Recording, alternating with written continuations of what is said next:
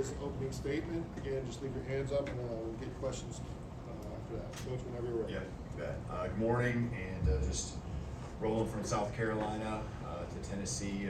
Guys, start the week, as we always do with Sunday, and just, bringing a good mindset, putting the work into the workouts, wanting to, continue to always learn and get better from the things that happen on a Saturday, and a lot of highlights, obviously a lot of things that we always got to continue to clean up, and it's in all phases of the game. But moving to Tennessee, we're really looking forward to exciting. Obviously, this game is a big deal to to fans and obviously to us. And we understand that's the case for them as well. So looking forward to a really high level, heightened week with preparation and a big game on Saturday. Thank you, Coach. Let's start with Nick, front right. Yeah, following up about Tennessee, what have you been told about this rivalry, or what have you seen from it, maybe from afar? Yeah, I've been told it's a big deal, and I know it's a big deal. You see it from afar, and it's these are the games, much like we've had already one or a couple here, and just they're the big ones that are on the schedule. As a coach, they're all big, right, in different ways, and you take one at a time, but certainly understand the significance of the rivalry, and guys are going to be very motivated to go out and do their best and prepare well and be great on Saturday. Let's go, Charlie. Just sitting at the midway point of the regular season, how would you assess the defense's play from an execution standpoint? Yeah, I think there's every week something a little different that presents itself. I know the last couple of weeks, the big thing that's been focused on has been getting off the field. And so, you look at yards per play, and we're making some teams earn it, but we just got to get off the field. And when those drives continue to stack on top of each other, and there's more plays that your defense is having to play, it starts to wear you down and a little bit more. I think our guys, fortunately we rotate enough in to where we can hang in there for 4 quarters, but there's always going to be little elements, and it's not just defense, but it's offense and areas that are going to pop up, and the way people attack, and the way someone may view your schemes or your personnel, and so you continue to work on those things that we know we got to get better at and emphasize, but we also got to be ready for those other things too that just are part of the game, and making sure we got the answers, whether it's schematics or just that our guys are confident going out there and playing. This is part of the process. This is part of the progress that's got to be there when you're instituting new systems.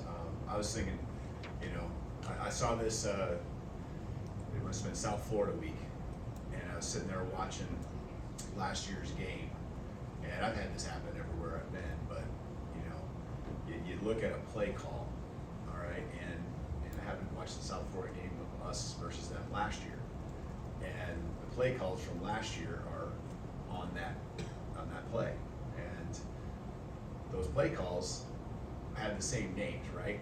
It's just called something different, but there might be play calls that are called something a year ago that are something completely opposite or different in your system, and that's just something that's just part of the progress, is guys processing.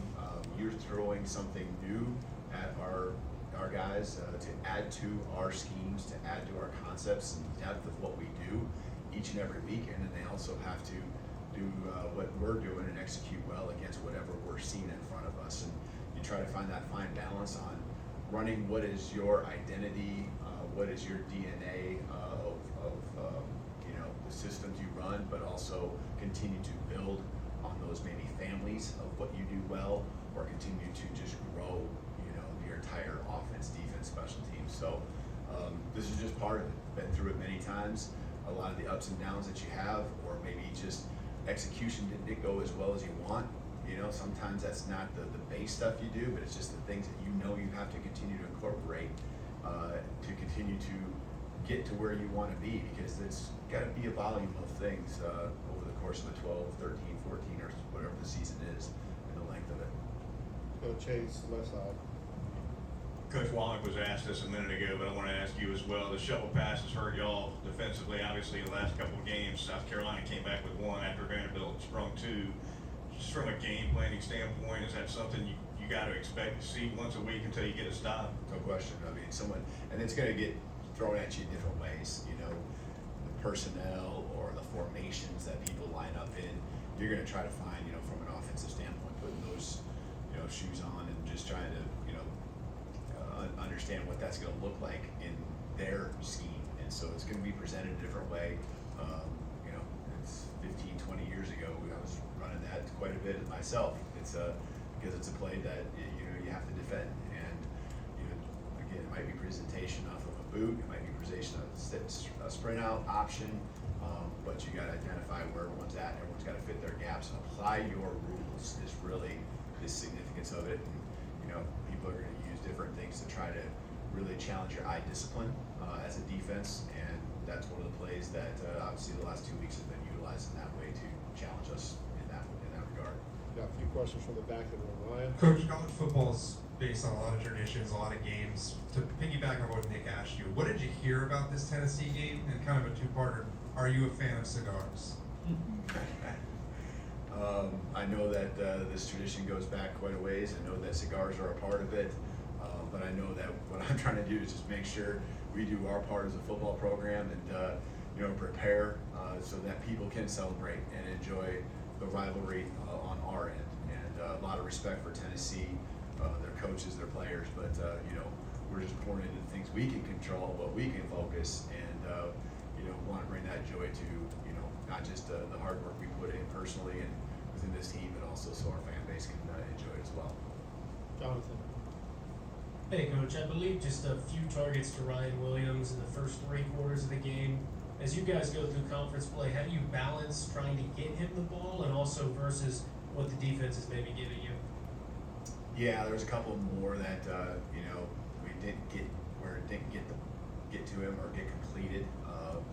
Ones where we were really trying to be intentional, whether it's a screen or just a matchup one-on-one.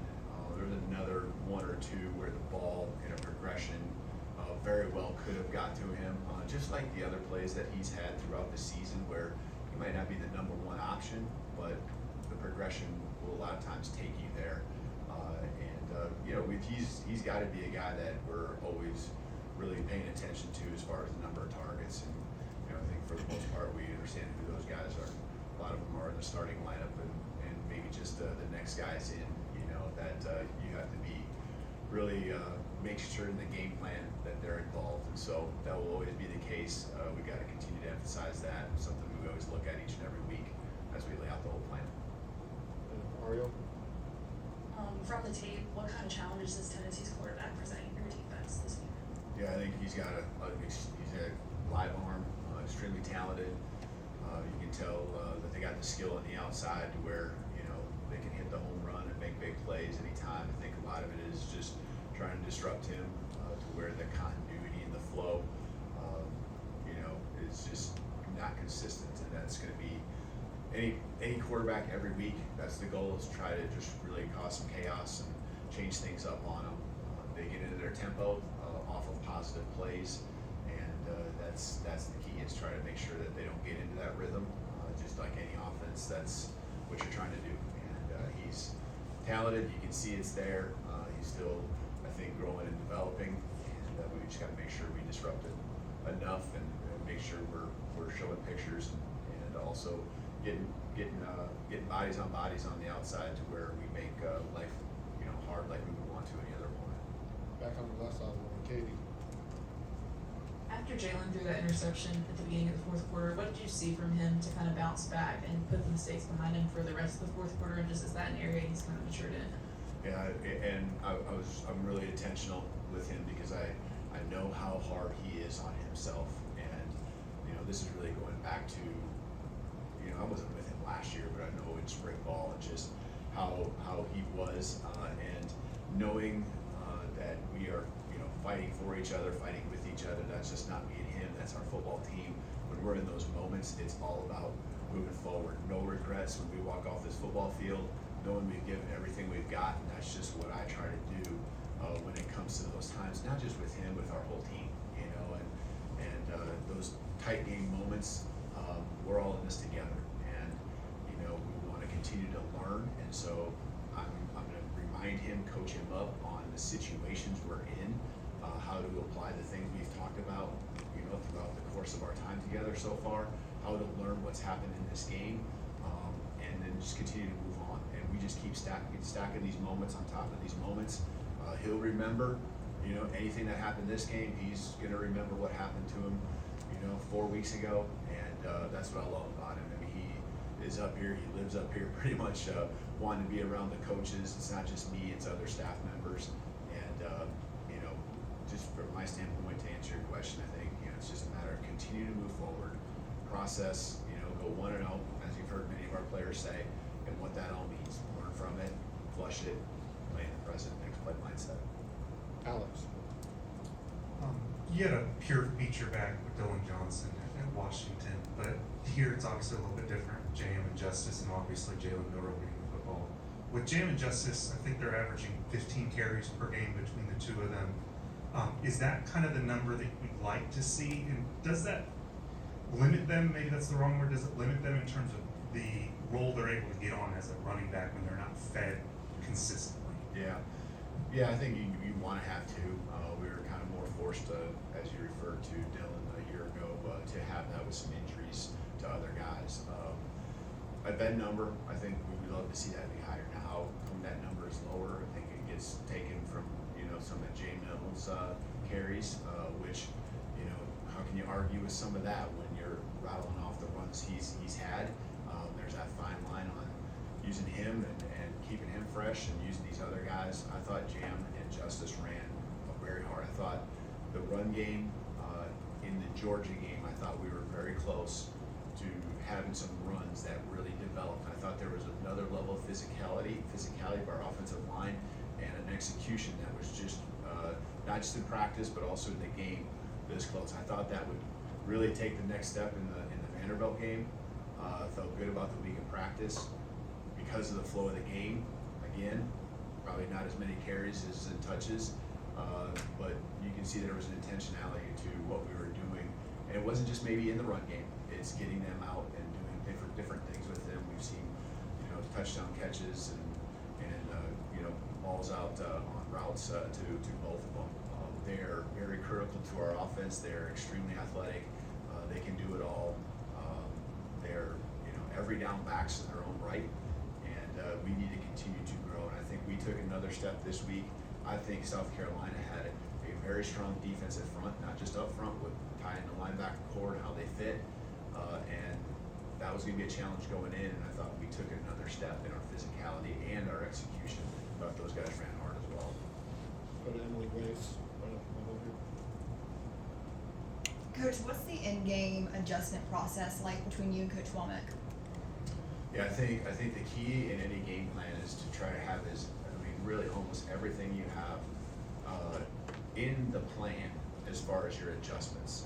Now, when you're on defense, I think there are some things that will pop up that you haven't seen on film, that you got to, you know, refer back to something that you've done with calls in the past, and you know, you try to really minimize that as much, because the things you practice are the things that guys are comfortable with, especially week 5, 6, still as a new team with a new defensive scheme. And so, you know, we don't have a lot of these banked reps from a year ago with all our guys, or even 10 or 11 games worth. It's new things that pop up, and we try to make the simplest adjustments to where our guys can still play fast. Down the road, this will all continue to bank as far as the reps we have, the experiences we have. We can recall on something that we did as an adjustment, you know, in the past, hopefully in the future, and you know, execute quicker and better in the games ahead. But as far as the process between he and I, we're just constantly, you know, between series, you know, talking on the phones real quick, just like I do with the offensive side, just hearing what the next move is, or, you know, for offensive, hey, what are you thinking the next drive? What's the starter? You know, what's your next third medium, third short, third long? And then also defensively, you know, what are some of those adjustments maybe in those situations, or how we think they're going to come out based on the flow and situation of the game. All right, let's finish up with Tony here on the left. Is it easier or harder harder to scout a team when it's struggling because you know you're going to get maybe some changes from them, but at the same time maybe you're seeing their weaknesses. What is it? Does it? Are you referring to obviously When you're scouting any opponent. any opponent? Yeah. Okay. Yeah. Well, you know that they're going through it, and just I'm speaking really generally right now because that's the question. So, yeah, you know that they're going to continue to try to find the things that really work well for them, and you got to be ready for anything and everything. But I think at this point in the year, there's still going to be some type of basis that you work off of, and you know those added things. I mean, they got to execute them well too, and that's where we're at. You know, we got things that we want to add in and continue to do, but we got to get enough reps at it in practice to, on top of the things that we already a part of our identity. Because if you can't execute it well in an SEC game when things are moving that fast, there's that many good players on the football field. You know that can backfire, that can hurt you. And so the key is you know making sure we do what we do, apply our rules and everything that we have, whether it's offense, defense, special teams, and then be disciplined with it. And that's going to be the name of the game here. You know, this week, every week, moving forward. All right, thank you, Coach. Thank you. Roll Tide.